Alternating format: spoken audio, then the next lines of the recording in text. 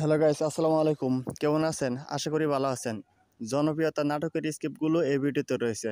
আশা করি এই নাটকের স্ক্রিপ্টগুলো দেখতে অনেক ভালো লাগবে। আজকে নাটকের স্ক্রিপ্টের প্রথম টপিকস হলো অনেক পরিশ্রমের মাধ্যমে টাকা ইনকাম করে মনের মানুষকে না পাওয়ার বেদনা, যন্ত্রণা এই নাটকের মাধ্যমে তুলে ধরা হয়েছে। আশা করি ভিডিওটি অনেক ভালো লাগবে। চলুন দেরি না করে নাটকের স্ক্রিপ্টগুলো আমাকে অপমান করে কি হয়নি তাদের? আরো কিছু অপমান করার বাকি আছে? আরে না না পাগল, তুমি যেমনটা ভাবছো তেমনটা না। আমি তো আগেরবার আমার পরিবারের সাথে কথা না বলে তোমাকে তাদের সামনে নিয়ে গিয়েছিলাম, কিন্তু এবার আমি সবকিছু ম্যানেজ করে ফেলেছি। দেখো, আমি তোমাকে ভালোবাসি, তাই একবার না, তোমার জন্য 1000বার অপমান হতেও আমি রাজি। আমি যাবো, আগামীকালে তোমাদের বাড়িতে যাবো। গতকালকে তোমাকে বাড়ি থেকে বের করে দিয়েছিলাম, কিন্তু আজকে আবারও আমার মেয়ের জন্য তোমাকে রেখেছি। আচ্ছা, তুমি একটা কথা বলো তো, তুমি কি সত্যি আমার মেয়েকে ভালোবাসো? হ্যাঁ, আমি সত্যি আপনার মেয়েকে ভালোবাসি। ওই তো বললো ভালোবাসা প্রমাণের জন্য ও যে কোনো পরীক্ষা দিতে পারবে। হ্যাঁ পারবো আঙ্কেল, আমি এই 6 মাসের মধ্যে 5 লক্ষ টাকা উপার্জন করে আপনার সামনে আনতে পারবো, এবং সেটা বৈধভাবে এবং পরিশ্রম করে। তবে আপনি কি আমাকে নিশ্চয়তা দিতে পারবেন যে 6 মাস পরে আমার হেনা আমারই থাকবে? তোমার হেনা তোমারই থাকবে, তবে আমার আরো একটা শর্ত আছে। এই 6 মাসের ভেতরে তুমি আমার মেয়ের সাথে দেখা করতে পারবে না। খুব বেশি মনে পড়লে শুধু মোবাইলে যোগাযোগ করতে পারবে। যদি এই শর্তে রাজি থাকো, তাহলে 6 মাস পর তোমার সাথে দেখা হবে, এবং সেই দিনই তোমার সাথে ওর বিয়ে হবে। ঠিক আছে, আমি আপনাকে আপনার বাড়িতে দাঁড়িয়ে কথা দিয়ে যাচ্ছি, আমি 6 মাসের মধ্যে কোনোদিন হেনার সাথে দেখা করবো না। যদি খুব বেশি মনে পড়ে তাহলে মোবাইলে যোগাযোগ করতেই হবে। যাই। এই কলা লাগবে, কলা লাগবে, কলা কলা লাগবে, কলা।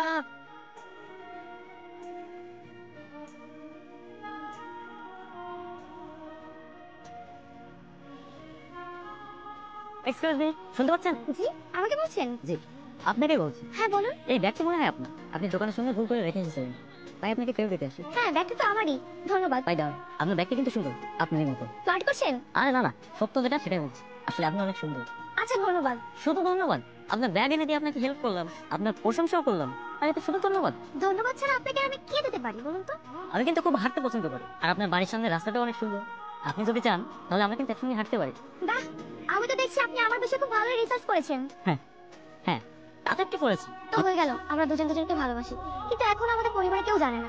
তাই আমি চাচ্ছিলাম তোমাকে আজকে আমার পরিবারের লোকদের সাথে দেখা করাবো। আমি সেটা চাচ্ছি, কিন্তু তোমার পরিবার কি আমাকে মেনে নেবে? কেন মেনে নেবে না? তোমার তো সবকিছু আছে, গাড়ি আছে, বাড়ি আছে, টাকা আছে, তাহলে কেন মেনে নেবে না তোমাকে? তুমি তো ঠিকই বলেছো, আমাদের সব কিছু আছে। তাহলে চলো তো। এখনই? হ্যাঁ এখনই চলো। বাবা, ওর নাম মারুফ। ও এই শহরে অনেক বড় একজন ব্যবসায়ী। নিরালাতে নিজস্ব 7টা ফ্ল্যাট কেনা আছে। তাছাড়া ও আমাকে অনেক ভালোবাসে, আর আমিও না কিভাবে কিভাবে জানি ওকে পছন্দ করে ফেলেছি। আমরা দুজন দুজনকে বিয়ে করতে চাই, এই জন্য তোমাদের সাথে কথা বলার জন্য ওকে নিয়ে এসেছি। এসব কি বলছি? তাহলে দীপ্ত? বাবা, তুমি কি ভেবেছো দীপ্ত চলে আসবে? দেখেছো, তুমি না ওকে 6 মাস সময় দিয়েছিলে টাকাগুলো আনার জন্য? সেই 6 মাস সময় তো আজকেই শেষ হচ্ছে। কই, ও এসেছে? হাসেনি তো।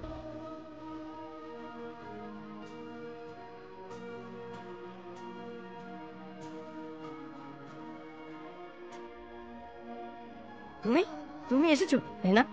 তুমি এসব কি বলছো আঙ্কেল? হেনা এসব কি বলছে? ও এই ছেলেকে বিয়ে করবে? হ্যাঁ বাবা, ও যা বলছে খুব সত্যি বল। না, আমি বিশ্বাস করি না, আমি বিশ্বাস করি না। হেনা, তুমি তো আমাকে অসম্ভব ভালোবাসো, তাহলে আজ টাকার কাছে ভালোবাসা হেরে গেল? এই দেখো, এই দেখো, এখানে 5 লক্ষ টাকা আছে। তোমার বাবার ভাই আমাকে যে শর্ত দিয়েছিল, আমি 6 মাসের মধ্যে তা পূরণ করেছি। তাহলে কেন কেন তুমি এমনটা করলে আমার সাথে? আঙ্কেল, আপনি তো বলেছিলেন এই 5 লক্ষ টাকা জোগাড় করে আনলে আপনার মেয়েকে আমার হাতে তুলে দেবেন। এই যে দেখুন, এখানে 5 লক্ষ টাকা আছে। গরিব এতিম বেকার ছেলে এত কষ্ট করে এতগুলো টাকা তোর জন্য উপার্জন করে নিয়ে এসেছে, কিন্তু মা, তুই এর সাথে এমন অবিচার করতে পারিস না। প্রথম ভুলটা আমরা করেছিলাম ওর সঙ্গে তোকে বিয়ে না নিয়ে, কিন্তু দ্বিতীয় ভুলটা তুই করিস না। হ্যাঁ বাবা, ওই দিন যদি আমরা দীপ্তকে সত্যটা না দিতাম, তাহলে আজকে এই দিনটা দেখতে হতো না। আর শোন বোন, তোকে বলছি, তুই দীপ্তকে অবহেলা করিস না, আর হাতটা ছেড়ে দিস না। আমি তো এটাই বুঝতে পারছি না, তোমরাই একটা সময় ওকে পছন্দ করতে না, আর আজকে এমন কি হলো যে তোমরা ওর হয়ে সাপোর্ট করছো? একটা সময় আমরা ভুল করেছিলাম, আজ আমরা আমাদের ভুলটা বুঝতে পেরেছি। এজন্যই বলছি তুই আর ভুল করিস না। না, সম্ভব না। দীপ্ত অনেক দেরি করে ফেলেছি। আর হ্যাঁ, ওকে একটা সময় আমি ঠিকই ভালোবাসতাম, কিন্তু এখন ওকে আমি ভালোবাসি না। আর আমি তো ভালোবাসি মারুফকে, ওকে আমি বিয়ে করবো। কিন্তু আমি চাই না। আছে আঙ্কেল, আপনি আমাকে মাফ করবেন, আমি আপনার মেয়েকে বিয়ে করতে পারবো না।